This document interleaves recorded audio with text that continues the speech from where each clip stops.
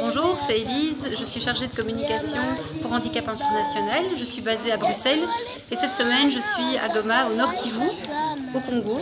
Je vais rencontrer des personnes qu'on soutient et puis aussi voir nos projets de réadaptation et de soutien psychologique pour les victimes de conflits. Je me trouve ici à l'hôpital Virunga à Goma, un hôpital qui accueille une cinquantaine de patients pour la kinésithérapie. Vous voyez derrière moi des collègues de Handicap International.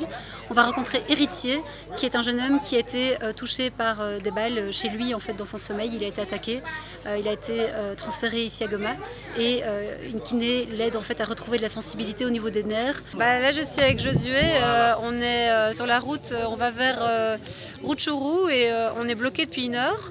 Donc en fait on voit qu'il y a un camion là qui est complètement bloqué et donc il y a beaucoup de monde, il y a toute une file de gens, de voitures, etc.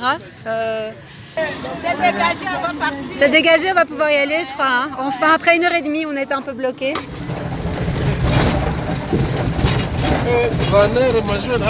Donc ici je suis à l'hôpital de Rutshuru, on est dans l'hôpital général et derrière moi il y a une quinzaine d'enfants qui ont tous qui ont été blessés en fait, accident de la route ou qui ont un handicap ou qui ont été victimes de conflits et qui se retrouvent ici pour avoir des séances, pour jouer, reprendre confiance en eux, être stimulés. Donc c'est vraiment des séances de soutien psychosocial pour les enfants. Continue, je suis dans une salle avec beaucoup de blessés.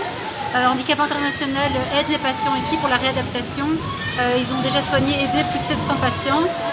Comme vous voyez derrière moi, il y a beaucoup de personnes qui ont été notamment victimes de conflits armés et donc ont des blessures à la jambe, au tibia, ailleurs. Il pleut beaucoup, c'est l'orage.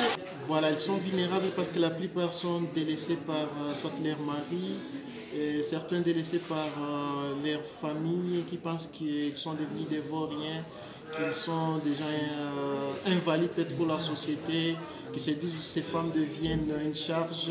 Et pour nous, voilà, on les apporte quand même un soutien pour comprendre pour les faire comprendre qu'ils sont encore importants à la société et qu'ils peuvent faire quelque chose de très important encore dans leur vie.